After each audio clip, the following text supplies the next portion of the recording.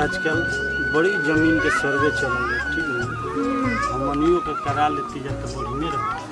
तो चलो ठीक है बाटे, चली करा लेबे जो मैं करा रहा। अरे बड़ी लाफड़ा ओकरा में बताओ तो से तना ओकरा में कागज पत्र के बात बतियो तल सन पद से काफी।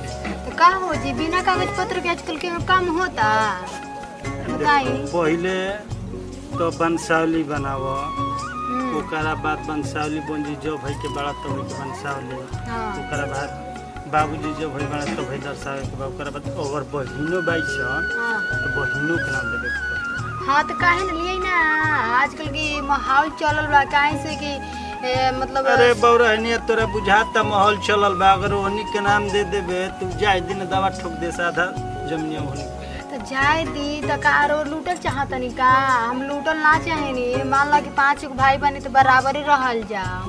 हाँ जरूरी बा समझ में नहीं के हम तो हल्का चाहता। अच्छा रो कॉल का चाहतनी बता दे तनी हम जान ली। सरकार ऐसा ऐसा नियम लगा दिनु कि बे माथा वाला काम बताओ, जमीन सर्वे तो होते रहा। अभी कौन काम रहा मेहरारू सर्वे करे। अरे सरकार जवान ना लगा दे हमनियों के जतन जे दुआरी पे तो सब बगाता इनको हो गया इनको इनके अबूसर जी के। ए रोहित भैया बानी जी चाचा जी क्यों बाटे। अच्छा ये हो जा भइल है इनकर सर्वे। अच्छा इनकर लगा हो जा। हां ये भइल है। चलो आई करा देख लीजिए अगला। चलो आगे देखल जाऊ एकदम सरकार ऐसा ऐसा नियम लगा दिनु कि अब का कहे के हां भइल बा। सुनील जी के चलो देखल जाऊ आगे के दूगो कइले बा के एगो जान तड़ू जमीन के सर्वे होती है बहिनों को मना देवे के पड़ता। हां तो बहिनिया के नाम दिया ए बौरा हिंत नहीं तो अगर नौगा दे देवे तो करू के दे तो कहाँ हो गई मान ली कि मतलब पूरा तेरा बुझाला रे बस जीरो तो मोरही पे ध्यान लगैले रहे नहीं। अच्छा वो उनकरा के जो हम ना दे तो अपन नैहरा में जाके ले लेई। ओ ते तेहू ले वही के फेरा में से नहीं हे जे देम तबे ना जाके अपन नैहरा में लेईब। आई जे देबे ना कर मुझे जाइम साड़ी ले खलाड़ो तो खेतिए दिए से भौ जाइए हमार कैसा अपन ननद के देले हइए ने के हमनी से मुंह बाल लेबे या लेबे के। तेहू ले वही के फेरा में हां तो लेम ना का उनमें भाई 1 रुपया में 4 ना दे देबे जो और का चुप रहो माई बाप के धना दियो हम ले हम ना छोड़ब हम छोड़े वाला बानी ना हम जाई। ठीक है बा ए भैया बड़ा हो भैया भैया के हाजी क्या होता ठीक था हमनी के सर्वे करे खातिर आइल बानी जा। सावन छी सर मेहरारू सर्वे होता भैया। सरकार नया स्कीम निकल लसिया ना का बतिया दियल के कगो बियाह कइले बा के कगो आजकल जमीन सर्वे होता तुमर दही मेहरारू सर्वे पिटाए पर नहीं कम लगो भैया नया स्कीम आइल बा नया स्कीम आइल बा जनसंख्या वृद्धि देखत और ना के केहू बढ़ गई दूगो बियाह कर लेले बा केहू के कहू नहीं थे। अब बताओ तो कैसे होई कैसे मेंटेन होई हमारा एही से तो सरकार बुझाता कि तुम लोग गलत बोलता रहा। गलत बोलते हैं जला पढ़ल हवा नु देखो, ई केतना पढ़ल लिखल बा। है मेन फ्रंट पढ़ देखो देखो। सबके लगातार देख देखिए लिया यह कोई बानी ई दिनो मौगी के नौवा नानू लिखिए संतो तो बुझाता धराइए का रे आज जोन हो जोन देखल छोड़े बन छोड़े के कहा दे न कि रुकी हम आधार कार्ड लेके अपन लेवा भैया मंगावा आधार कार्ड रुकी लेके आओ तुम सामान लेके आओ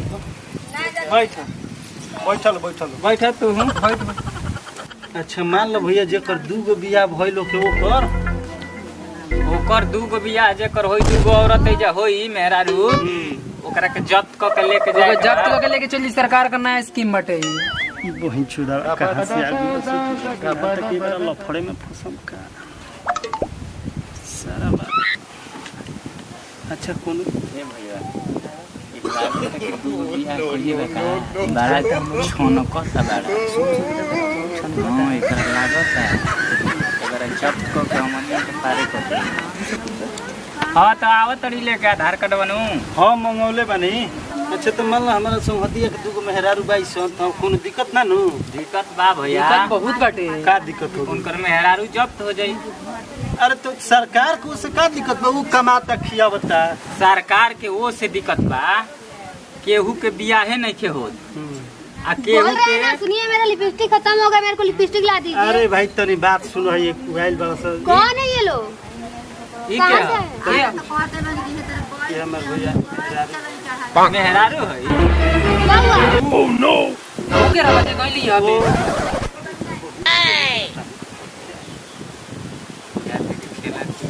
बाई दाल में काला दाल में काला बाई सारा बुझाता हमारा कोई के पड़ी हम छोड़ा जोन होई तो देखली कहिए देते नहीं वो हमार मेहरारू रही मेहरारू भर सके तो हम लोग लेखा से दिक्कत होता है सरकार ही में हम लोग ले बा अरे एकदम दिक्कत बाटे बताओ भारत के जनगणना के अनुसार 100% लड़का पे 80% लड़की यही वजह हम से लोगों को कोई बड़ी दिक्कत नहीं हम लोगों को कोई तो दिक्कत नहीं बिल्कुल सरकार कैसे प्रॉब्लम बा 20% लड़कन की का होई का होई 20% 20% लड़का लड़की रोड का पे होई? कहां घूमिया रोड सब पे कुकुर कहां लेखा घूमिया घूमिया सब तो हनिए लोग के देन हनु ऐसन लोग आदमिया के कि ऐसे होता अब तो तू एगो शहर से लिया ले बड़ा आ एगो देहात के कहां आधार कार्ड लेवे गई बुलाओ बोलाओ बुलाओ जा गई भाई जब आ गई खुद आ गई चलो आधार कार्ड वाली हां आधार कार्ड दो ना आधार कार्ड चला जा आधारो कार्ड ना तो धर भाई पकड़ो कहाँ लेके जा कहाँ जा रहे हैं? चलो सरकार में जब हो गइल तो हम लोग ये कहाँ लेके जा रहे हो?